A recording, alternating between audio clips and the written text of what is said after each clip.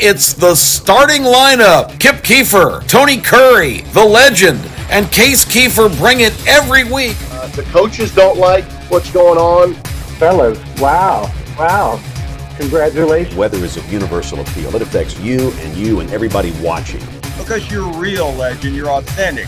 You've lived it. You never know who's going to be in the starting lineup. Welcome back to another rousing rendition of the starting lineup. I'm Tony Curry along with my trusty partner Kip Keefer here. We're 6 weeks away from the kickoff of college football. That sounds so good. You may need 6 weeks just to sit down. You know, I got my Steel magazines. I've got my recruiting stuff out, and I like to look at, and normally I don't need to start figuring out, okay, what team is in what conference, first of all. Yeah, that's the first thing. I mean, switch with the Pac-12, the Big Ten. I mean, everything just, so there's a lot of things that have changed, but we cannot wait for another great season. What I wanted to ask you right off the bat, though, and again, you never know who's going to be stopping by here in the starting lineup. And we hope you enjoyed our best of show we did last week. We had James Spann on. We had Paul Feinbaum. That was great. Tim Brandon I enjoyed watching it. It was fantastic. So we'll have more special guests coming up as we get closer to football season. Your son, who's going to be on the show a little bit later on, Case Keefer from the desert, is really good at futures plays. As a matter of fact, his Florida Panthers. He's got some pick. In today's report, by the way. Okay, good. His Florida Panthers pick in the amazing. NHL saved my big time. I had a lot riding on that bad boy, and that's like only the third team to go up 3-0. And it was never in doubt, to was it, lose. Tony? I was like 3-0 lead. Oh my gosh, and they squeaked by 2-1 in Game 7. And by the way, Game 7's in NHL, they don't like them. I don't care. Unbelievable. Major League Baseball, Game 7 in NHL is the best thing in sports.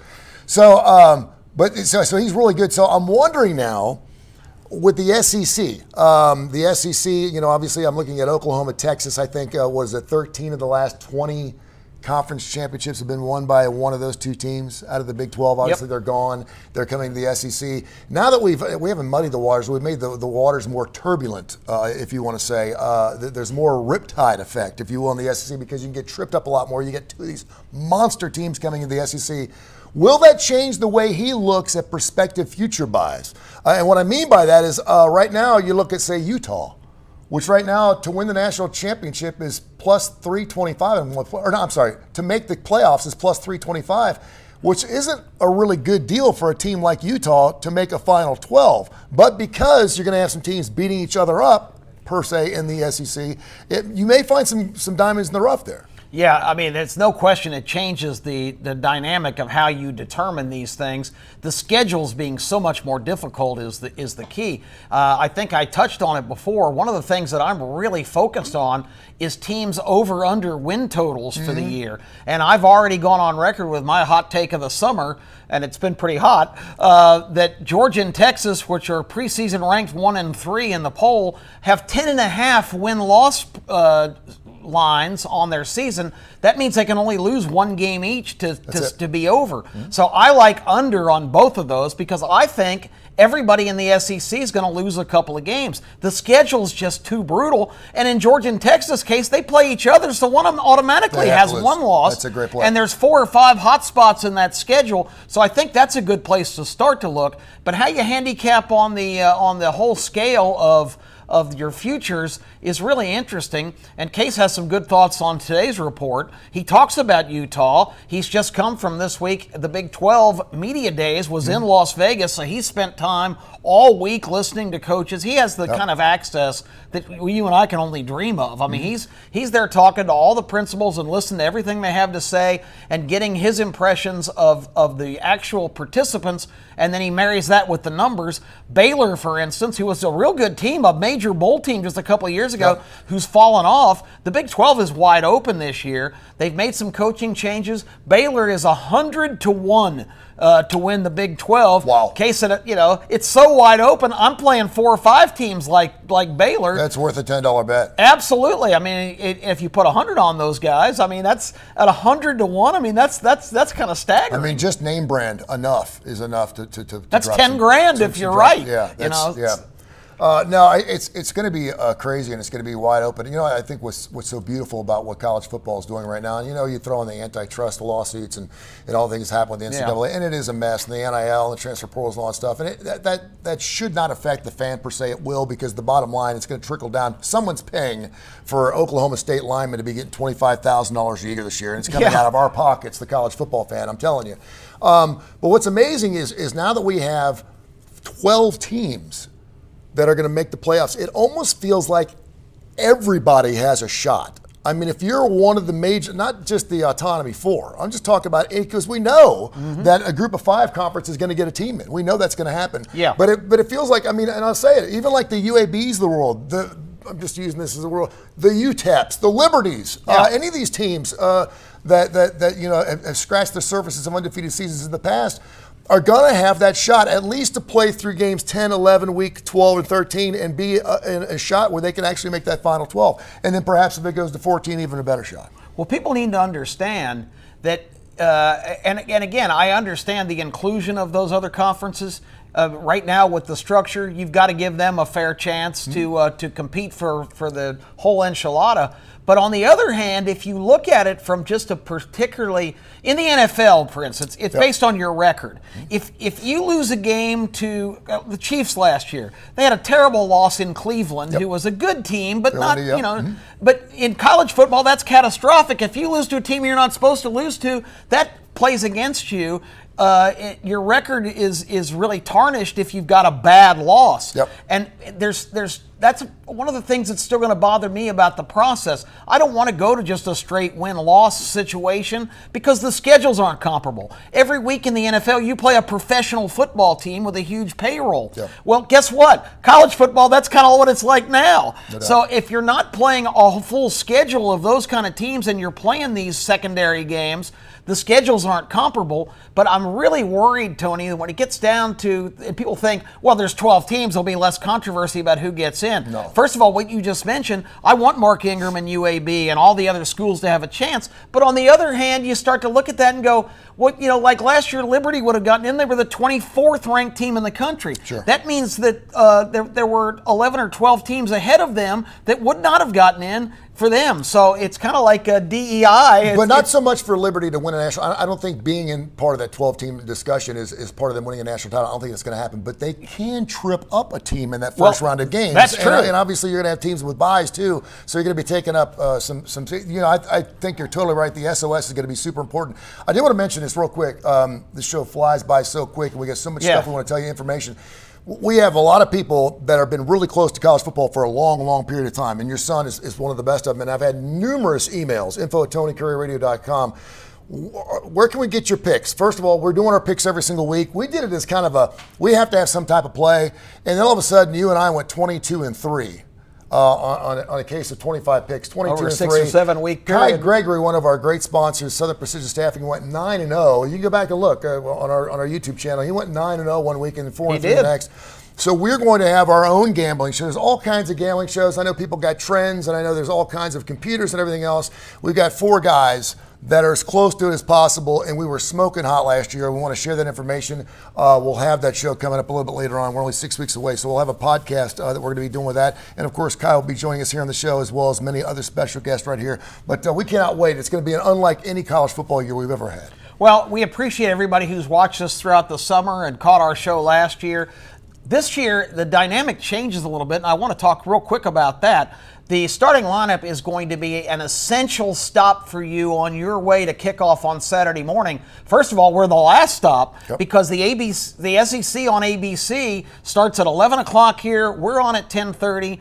You can watch Game Day and all the clowns on that show, and they're going to be at Boise State. Watch the clowns on the show. Pat McAfee. But we're going to give you really rapid fire, quick, important information. We're going to be entertaining. We're going to be fast paced. The show's going to be a lot flashier in football season than the kind of I appreciate the feedback. A lot of people like our kind of casual atmosphere. I think dating advice once in a while is helpful. Yeah, we're gonna come with you with the best information, the most entertaining style, and we're gonna have all kinds of special guests and opinions on the show. It's gonna be fantastic. I can't wait. The Birmingham Racecourse Casino turns dreams into reality. like Roger M., who just won over $51,000. And Rebecca, celebrating a life-changing jackpot of $160,000. You could be the next to dance the Icky Shuffle with a big win. Woo! I'm a winner! I'm a winner! Woo! I'm a winner! I'm a winner! Woo! And you can be a winner too! Don't miss your chance to be our next big winner at the Birmingham Racecourse Casino. Each year, significant funding from entertainment dollars generated at the Birmingham Racecourse Casino and distributed by the Birmingham Racing Commission provides significant revenue to some of our community's most vital resources. And one of those exemplary institutions is historic Miles College, a true foundational pillar of academic opportunities and excellence. Recognized as among America's most outstanding HBCU institutions, Miles College, an annual statutory recipient of funding from the Racing Commission, utilizes those proceeds to assist in providing invaluable education and resources in a variety of fields of study. Birmingham Racecourse Casino, paying off for Alabama. A couple of years. I did it for well over 20 years. I love it. That's why I do the starting lineup with Kip Keefer. I love talking sports.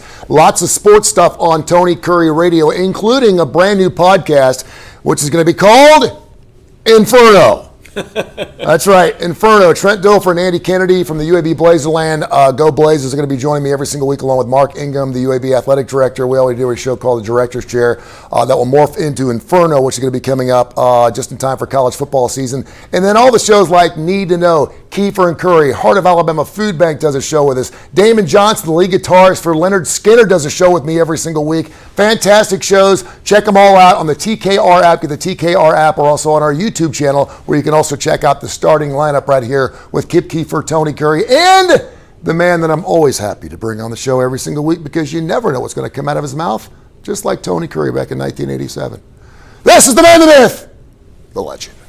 Coming to you live here at the Legend Cave, standing here with one of the greatest men I know, the great Kip Keefer, Birmingham's finest radio personality and entertainer across the board. He's the man, baby. He's the man. And today, in honor of one of my great legends, Howard Cosell, I am going to do the interview today. Yes, can you believe that right here in the Legend Cave, ladies and gentlemen? The legend is doing the interview with the great Kip Keefer. How you doing today, Kip? Down goes Fraser. Down goes Fraser. Howard Cosell, what a legend. Cosell was one of the greatest. He was the original legend. You're the current legend. Yeah, we love you, Kyle. We love them old dudes, man. We wish we could go back in time, don't we, Kip? Oh, man. Howard, tell it like it is. Tell it like it is, ladies and gentlemen. We're going to ask Kip some football questions today, man, that's great. As we get ready for the season. No one ever. You always doing the interviews. That's why I bring you in here to Legend Cave. This is awesome. Elvis, Ronnie Van Zant, and Kip Keefer. Can you believe it? Only a few men. That's how great you are, bro. Thank you very much. That's how great you are. Thank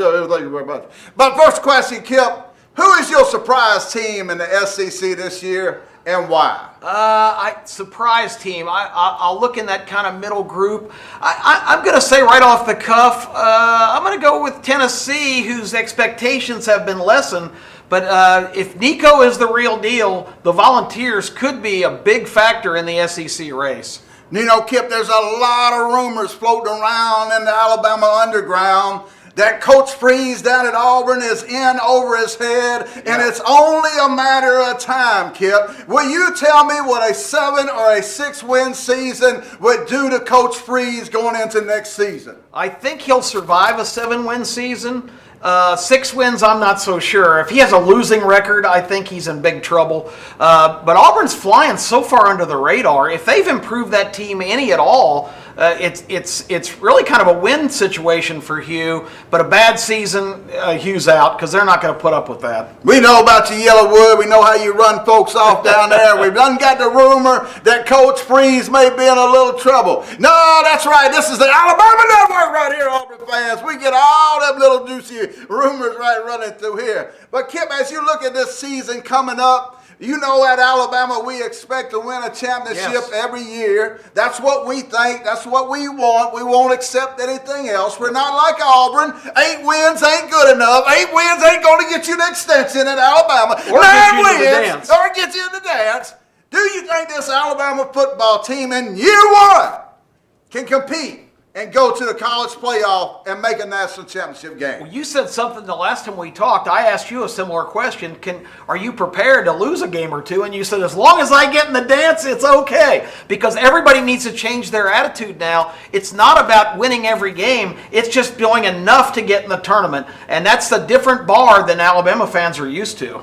Kip, down in Florida, Billy Napier is sinking. It looks like the alligator's got one leg, another alligator's got another arm. But I'm hearing a lot of people talk about this Florida team's going to be better than everybody thinks. Is that a false reality that I'm hearing, Kip? Or is this gator finally going to come up and put some teeth in his mouth and start chomping away again? Well, Billy Napier, this is for you. It's over! You heard him! God bless you. They're 4.5 in over/under wins in Las Vegas. If Florida is 5-7, I'm sorry, sayonara Sunbelt Billy, as my partner Terry calls him. Legend, the schedule is just brutal. I don't see them winning more than 4 or 5 games, even if they are improved. That brings me to another coach, a man that the great Paul Feinbaum believes in, a man that all the people of Louisiana believe in, a man that many people still in the great Notre Dame country believe is a great man, but I personally don't think that. Let's talk about Brian Kelly. What would a 7-win, 8-win season do for Brian Kelly at the end of the year? Well, he had the excuse last year that his defense was terrible. It was his defensive staff was blamed for that. They cleared them all out. They brought in this really good coach from Missouri who has really turned their defense around the last couple of years. We'll see if that works.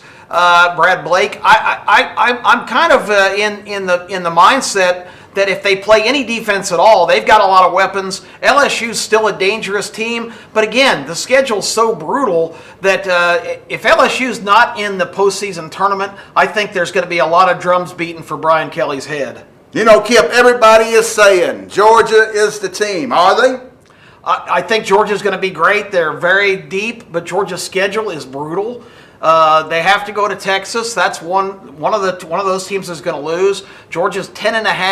I think Georgia's going to lose 2 games. They have too many hot spots on the schedule. I don't think Clemson's a walkover in the first week. A lot of people are thinking that's like a blowout. So yeah, I think Georgia's going to lose a couple games, but they're going to be a big factor. Well, you heard it here from the great Kip Keefer. I am Legend Cosell coming to you live from the Legend Cave. We're out of here. Remember, it's just a game. Don't be like Kip and the Legend. Sports insane. You know, I'm sitting here and I'm pleasured to work with Kip Keefer every single week. Kip, of course, has been a friend of mine for a long period of time, and he's the one that reached out to me several months ago about doing this show called The Starting Lineup here on ABC 3340. And I said, listen, if I can give you just a little word of advice. He's been doing radio as long as I have been. And I said, man, let's do this ABC thing and let's just knock it out of the park. Let's do the best show you could possibly do. I know he's on Jocks. I know he's on other television stations. He's all over Las Vegas. The guy's everywhere. He doesn't sleep.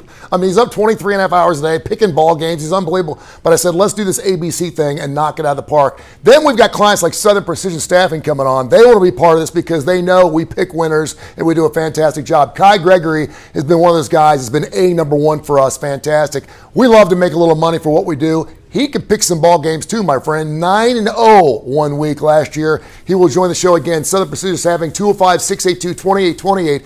205-682-2828, where your word and your handshake still means something for any staffing needs you need, construction, IT, whatever. It's Southern Precision Staffing, 205-682-2828, right here in Hoover, serving the United States of America. Well, everybody, there's a lot more going on as football season approaches, and our sister shows to the Starting Lineup are on Jocks 94.5. We're already on, just because I wanted to do radio on Saturday morning, on Game Time on Jocks from 8 to 10. Hopefully you tuned in this morning and caught that show. We've got all kinds of great guests. The Legend is a regular contributor. We've got Case Keefer from Las Vegas. We've got Joe from Augusta, Georgia, one of my longtime contributors. Tony Curry will be stopping in during the season whenever he feels like doing some extra media, which that's all he does 24/7. But we're always going to have another show for you to listen to before the Starting Lineup to get you ready. So it's 2.5 hours, Tony, every Saturday morning of information and everything you need for a great day of SEC football. And also debuting on August the 17th, it will be the 8th season of The Morning After on Jocks, which is our Sunday staple show, which gives you the first opportunity to respond to everything you saw on the field on Saturday. Kip Keefer, Terry Quillian, Season 8, the morning after, coming up. So our lineup of shows, unbelievable. We dominate the airwaves on college football in Birmingham, and you need to tune in as much as possible to catch all the information you need to have a very rewarding and entertaining season. Speaking of rewarding and entertaining, the Birmingham Racecourse Casino, one of our great sponsors here on the show, is giving away later this next month in August a Maserati. Remember Joe Walsh drove a Maserati and went 185. He lost his license. Now he can't drive. But the cool thing about this is somebody that comes out for entertainment at the Birmingham Racecourse Casino is going to drive home a Maserati coming up, and all the details are available on the website for the Birmingham Racecourse Casino. We'll be giving you all the details. Here's a photo of the vehicle as I speak. A Maserati giveaway. Get all the details coming up soon. Pretty good addition to your neighborhood. I think you'll be the talk of your street if you come tooling down in about a $90,000 sports car. We also have for great value, Case Keefer. I mentioned earlier in the show, he has covered both Big 12 Media Days and the Mountain West Media Days this week, both in Vegas at the same time. So we got to go to Case for his picks. He's got some football futures and a whole lot more for you. Here's Case. Hey, it's Case Keefer coming to you from Las Vegas, back again for another edition of my best bets for the starting lineup and game time. Coming off of an 0-2 week, which was a little disappointing, but hey, it's been a banner 2024 year. If you've been listening, we've hit so many futures, so many long shot bets. So you got to know that not every week's going to be your week. And I don't think the past really matters now anyway, because it is July, and to me that means football, football, football. I know it's always college football season down there in Alabama, but it's really starting to feel real here in Las Vegas as well. It's been a big week with both the Big 12 and Mountain West Media Days in town. Was really nice over the last week to 10 days. I really dove deep into both of those conferences, both from a quantitative perspective, which is more my bag, especially for betting. I think that's the way you're going to have the most success. So I had the spreadsheets up, had the calculator out, did a bunch of number crunching and came out with some things I like. But then just getting up close and hearing from the coaches, getting a sense of what these teams pride themselves on. You kind of get the qualitative feel too. So those two conferences especially, I feel I've been firing on. I've been making some bets and I feel comfortable sharing some stuff. So let's get the football season underway and start betting on some stuff. I know the Mountain West, I'm probably not selling you much on that. That's probably not the most popular conference down there that people want to bet on. But hey, everyone likes betting on games. So how about for the Mountain West bets I'll share? We'll focus exclusively on some of the early season games. And how about the second game of the year, kind of in that week 0 after the game in Ireland overseas? SMU goes to what you know as Nevada, which we here in Nevada mostly call UNR, University of Nevada, Reno. SMU is laying 24 points in that game, and to me, that is not nearly enough. This UNR team is going to be really rough. They've been 2-10 each of the last 2 seasons, and this year's roster is even worse. They're kind of rebuilding from scratch with a new coach in Jeff Choate. They have no NIL budget, so everyone that was decent left. And SMU, meanwhile, they look really good on paper. I mean, they won the AAC last year. I think they won their last 7 or 8 games consecutively. If you listen to the show at all, I was picking them a lot. I was on them all the time, or read my columns against the spread. And this is a team that returns a whole lot with Preston Stone at quarterback, all of his weapons. I really think they're going to be able to name their score, even if it might be a little bit of a tough trip going up to Reno at a little bit of elevation. This number's still 24 at some big major sports books. I think it's going to close something at like 28 or 28.5. So go ahead and get on it a month and a half ahead of time. SMU minus 24. Secondly, we will back a Mountain West team in a game the next week. Hawaii is getting 14 points at home against UCLA, and that just seems outlandish to me with the situation UCLA is in. This is not a vintage Bruins roster, to say the least. Kind of a mass exodus after Chip Kelly left late in the process to go to Ohio State to be the offensive coordinator. This is kind of a thankless position Deshaun Foster finds himself in, trying to put the pieces together. In Hawaii, meanwhile, they were in that UNR situation I kind of described a little bit ago, a couple years ago, where they lost everyone. Timmy Chang had to rebuild from scratch, but he's really rebuilt this offense well, with Braden Schrager at quarterback, going to be one of the best quarterbacks in the conference. I think they'll be able to score on UCLA for sure. I do worry they're probably going to be a little bit outmanned up front, but that's something that I think this quick strike offense, the good old run and shoot, can overcome. I'm not saying Hawaii is going to win outright, but 14 seems a little rich to me. I think this closes somewhere 10 or even maybe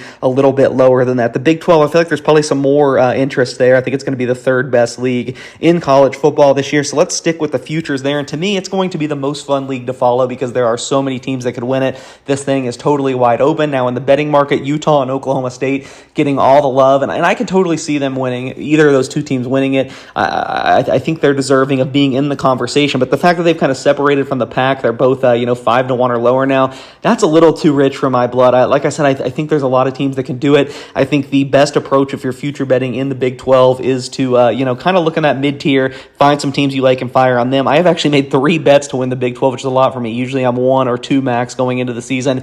I will share them very quickly. I bet Kansas at plus 950. All Kansas conversation starts with if Jalen Daniels can stay healthy, and I get that, but when he's been healthy, he's been one of the best quarterbacks in the nation. They have a tremendous upside and the easiest schedule of the contenders, importantly, so I like them at plus 950, nearly 10-1 is just a little too much. I bet Arizona at 17-1, a team I wasn't thinking I was going to like coming into this, but their point differential is 100 points better than Utah last year, and somehow Utah is the team that is just getting all the love coming over from the Pac-12, and no one is paying attention to Arizona, so 17-1 on Arizona. And the final one I bet, Baylor at 100-1. I've always been a fan of DeQuan Finn. I thought he could do better with a little better coaching around than he had at Toledo. I think he's going to get that with new offensive coordinator Jake Spavital. Look, I don't love the Bears or anything, but we have proof of concept here. They won the conference just a couple years ago. 100-1 was too much for me. So Kansas, Arizona, Baylor are my horses in the Big 12. Thanks for listening. A lot more football to come in the weeks to come. It's been a crazy-ass hot summer. Yeah. And I know just by sheer fact, the fact that the calendar's pages are turning, it's going to get cooler, and it will get cooler. 6 weeks today, of course, kicking off what you call week 0, whatever it is, for college football season. For me,